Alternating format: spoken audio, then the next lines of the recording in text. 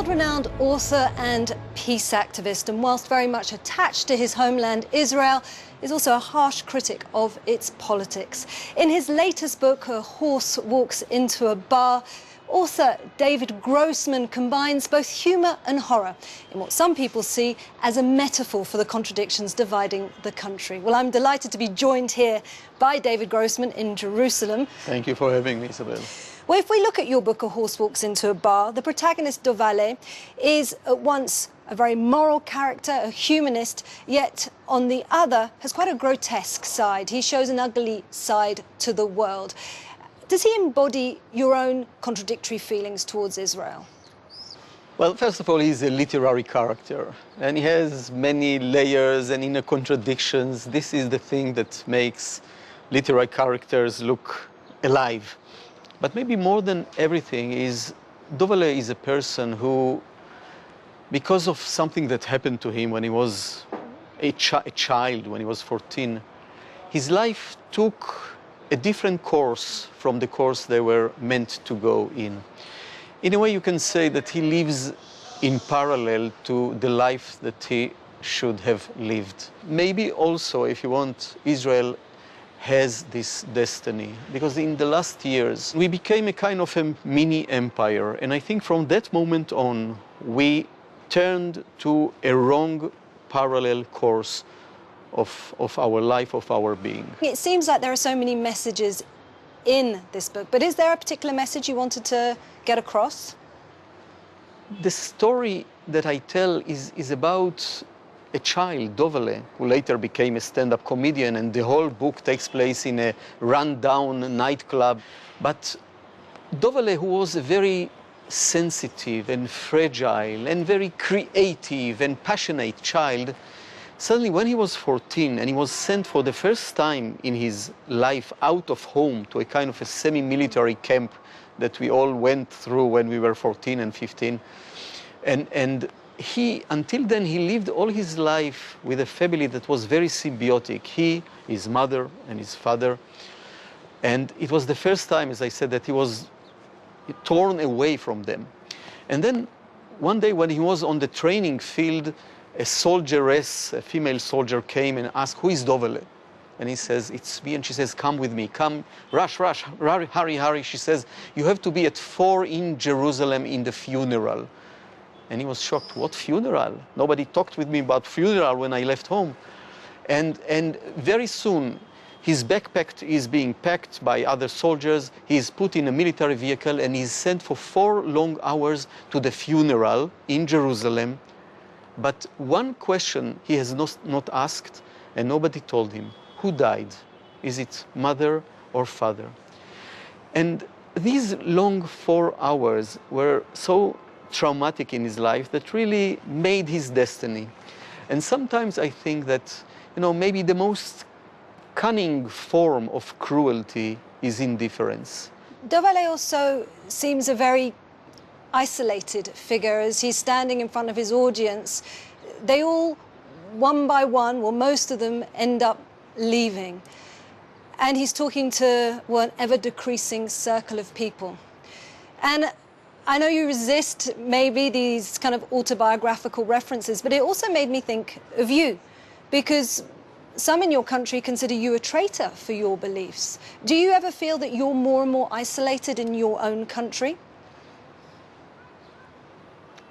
I feel that my opinions are more and more isolated, and I feel more and more people, they gave up the effort to contain the very complicated reality here, and they chose simplicity. And you see how more and more Israelis are being tempted to this way of looking at the conflict, of abandoning the attempt to achieve some political, rational solution, and rather they are more and more prone to fanaticism and fundamentalism. And you see it on both sides. It happens in Israel, it happens in Palestine. It makes the solution almost impossible. But we also see that dissident voices, or voices who oppose the mainstream Israeli way of thinking are silenced. And I'm thinking here now of the Israeli government that have said, for example, well, authors like yourself won't receive government funding because you're not considered loyal to the Israeli state. And I wondered, what does that loyalty mean? You should ask them what it means. First of all, I don't think that I should even justify my loyalty. I was born here, this is my place, I take a very active part in the life in Israel, in the culture in Israel. I don't think that the question of loyalty should be aroused at all. It's a fascist question. It's one of the signs of the deterioration of the democracy and the democratic perception here in Israel. My loyalty is to my art. What I try to do in my books, in my writing, is to document as much as I can, with as much accuracy as I can, to document the nuances of life here in Israel, because I think this life here is fascinating life. Sometimes it's unbearable. Well, that brings me to one of your earlier novels, to the end of the land. And a mother there goes on a journey to outrun what's called the notification here, the news that your child has died in the army. Now, I know that fiction and reality merged for you when you were writing this book, and you received this notification. But what I wanted to know is, what does it do to a society to live side by side with this dread that your children will be killed? Maybe this is the thing that characterizes the Israeli society now more than everything else, and this is fear. It's fear for our children who go to the army, but it's also fear to walk in the street. And the government and the right wing are making a cynical usage of this fear. We have a prime minister who is an expert in staring together the real dangers that Israel faces, and we do face real dangers here in the Middle East, but he knows how to stare together the real dangers with the echoes of past traumas. Now, I think that a society that is dominated by fears is a declining society. It does not have the energy and the vitality that it takes in order to flourish, to blossom, and also to solve its existential problems. If you characterize things only in categories of fear, of despair, you will not get far away. In the end, you shall have to realize your greatest fears. Well, we asked our online audience to send us in questions for this interview, and I'd like to bring in some of those voices. George Miller asks, how do we turn off this spiral of hate and rage, and we could add fear, that we see growing? The society is formulated by these fears by now, both the Israeli and the Palestinian societies.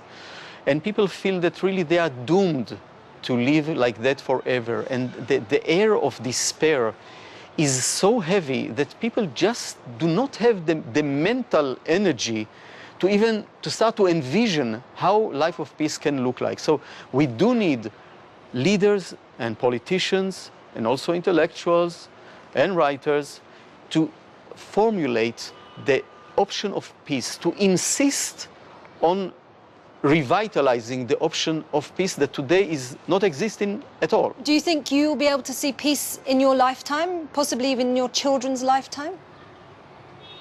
I very much hope so.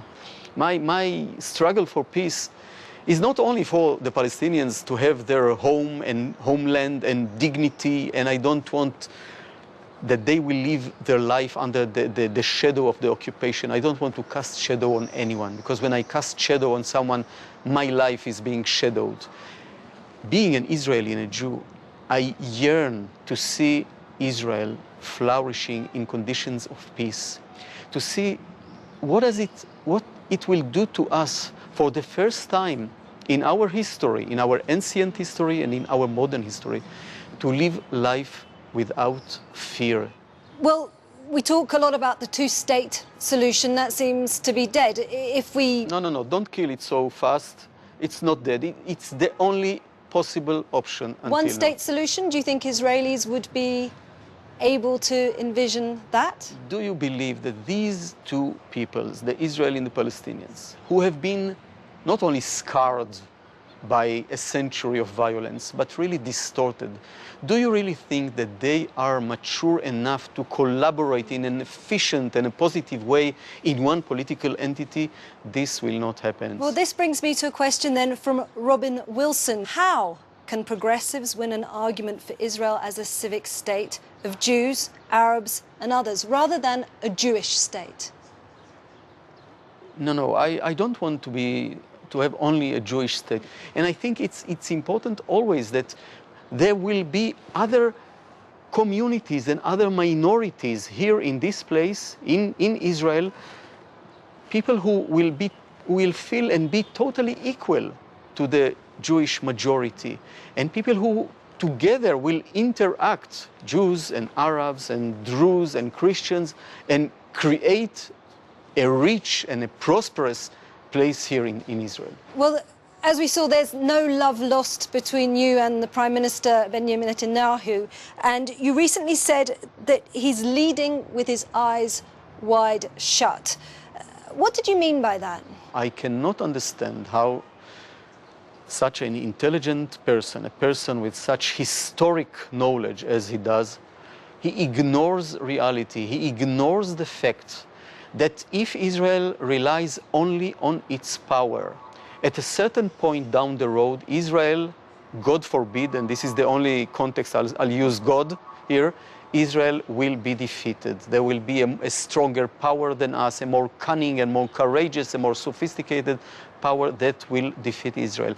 Well, I'd like to bring in one of our voices again from our social media audience. And this person asks a question which I think is on a lot of people's minds. Hanan Pena asks, I consider Bibi Netanyahu a war criminal. Do you? Now I'll say he's a criminal of peace, because for so many years he avoids every chance for peace, and he refuses constantly to generate an option of negotiation and of peace between us and the Palestinians. And this is dangerous. In doing that, he puts Israel in danger because, you know, this belief that if only we hit the Palestinians with a bigger and bigger and bigger stick, then they will start to love us and to start to negotiate with us, is a very primitive conception. There is this deep refusal, really, in all the Israeli leadership for years, to see the situation from the point of view of the Palestinians. And this is something that maybe as a writer I can contribute to the debate.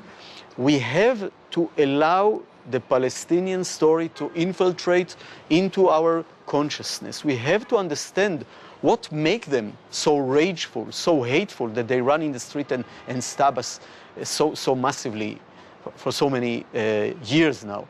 Yes, only if we allow that, maybe we shall not be at war with them. We see Benjamin Netanyahu, I'd like to bring this back to him, who's likened the terrorist group Islamic State to Hamas and vice versa.